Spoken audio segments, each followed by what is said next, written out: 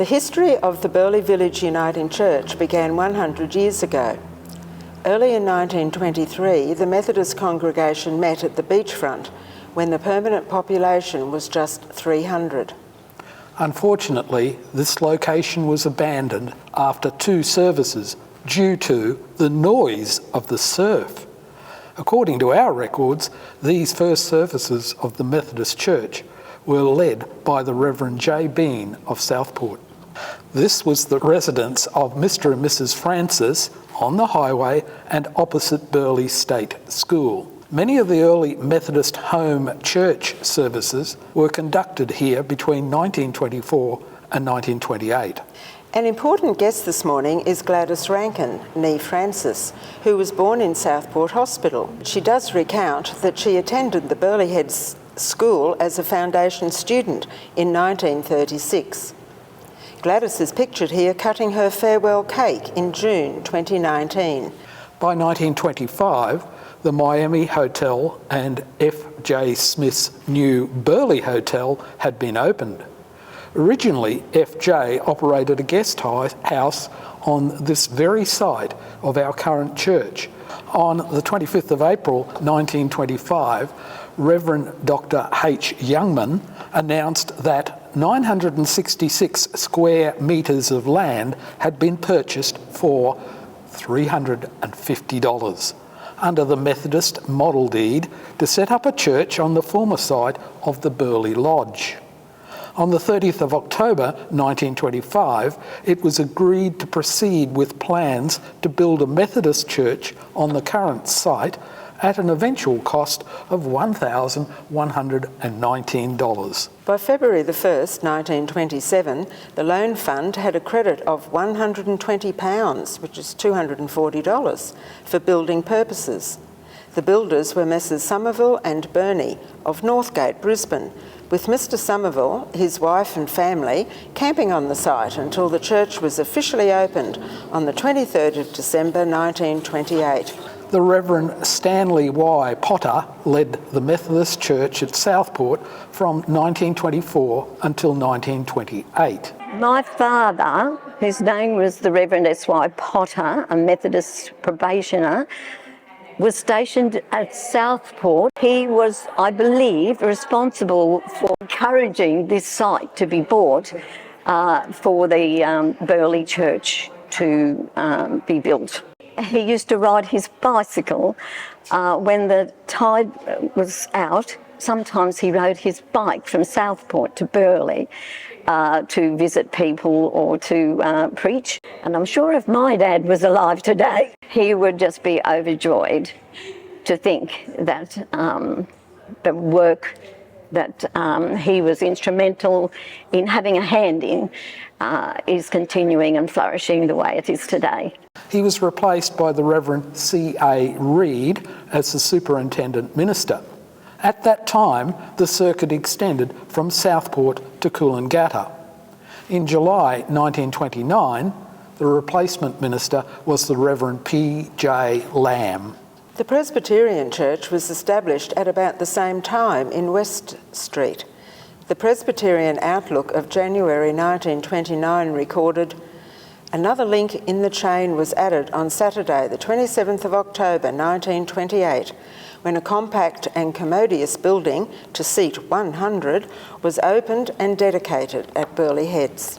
1928 was a monumental year for Burleigh Heads.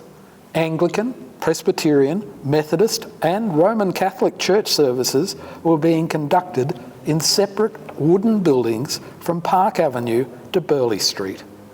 Another of Gladys's favourite memories is a time during the 1930s when there were 43 members in the Sunday school and the superintendent was Mrs. Hadley. It was a time when a Sunday service was an all-morning affair. She can also remember the planting of the Norfolk Island pine in 1953, commemorating both the construction of the adjoining hall to the Methodist Church and the 25th anniversary of the Methodist Church in Burleigh Heads, 1928 to 1953.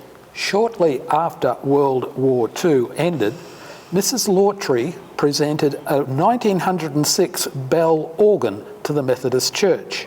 On the 17th of January 1963, probationary minister Bernie Long was ordained and inducted into the parish of Burleigh Heads Presbyterian Church. His wife Roslyn and their 3 children became much-loved figureheads for the ensuing decade and a half. The first signs of cooperation were signalled on the 24th of August 1967, when the Presbyterians and Methodists combined, agreeing that the Methodist minister, the Reverend S.O. Abrams, would conduct the morning service and the Presbyterians the evening service. Combined Sunday school classes commenced on the 4th of February 1968 with an enrolment of 50 children in kindergarten and 130 in other sections. 23 teachers and helpers rounded out the complement. They met in the Presbyterian Church in West Street. In a strategic move, the Presbyterian property in West Street was sold to the Christian Science Church in 1973 for $51,000. Imagine what the property would be worth in today's dollar value. On the 6th of April 1975, the Methodist Presbyterian Cooperation Church combined with other Gold Coast churches to form a cooperative parish. The service was conducted in Miami High School's Great Hall with 800 people in attendance. On the 6th of December 1975, a new 2-storey church building was dedicated by representatives of the Methodist and Presbyterian churches. At the opening service, 400 people squeezed into accommodation intended for 250.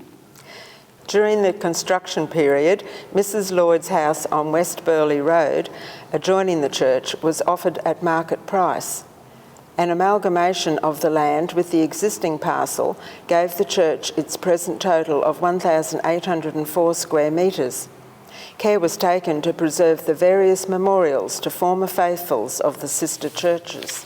The Uniting Church in Australia, UCA, was established on the 22nd of June 1977, when the Methodists, Presbyterians and congregational members came together under the basis of union.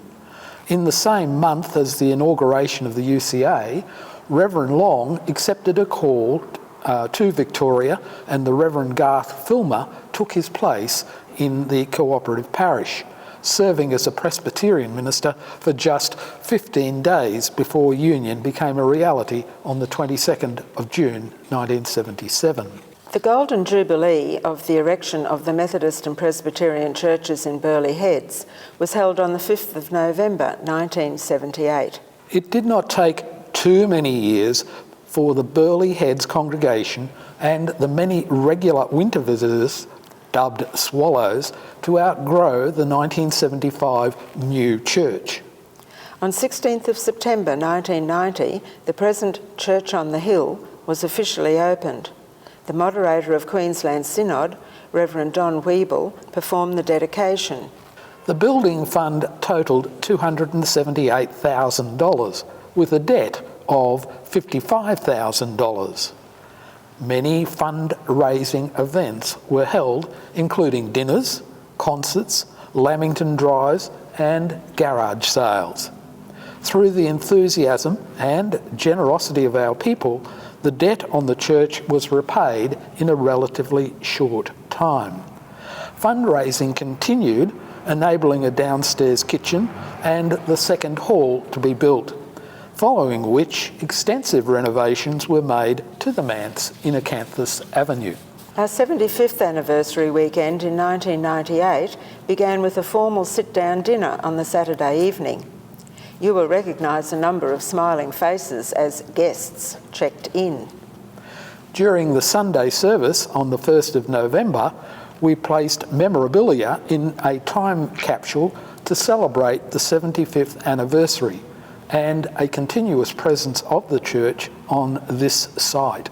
The 1998 capsule was dedicated by Reverend Dr. Clive Eyre, then sealed in a permanent stainless tube in the southeast corner of the church property, the Cooker children playing a significant role in the ceremony.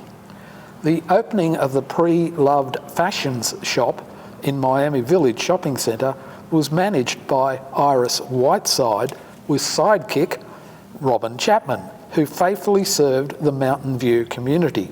The Leisure Ministry appeared on the scene in 2005, closely followed by the formation of the Friendship Club, which at its height hosted 40 clients.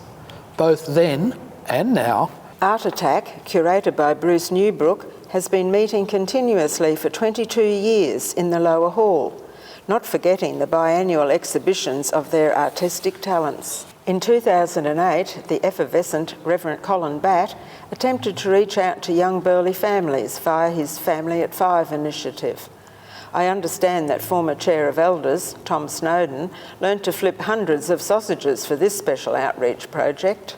Scores of people across the years have worshipped, been baptised, married and buried from the church on the hill. Its ambience is very special because it stands as a sentinel at the top of James Street and looks out towards the imposing Burleigh headland. With commitment to and understanding of our changing times, we can eagerly look forward to August 21-23, when we will celebrate our bicentennial anniversary.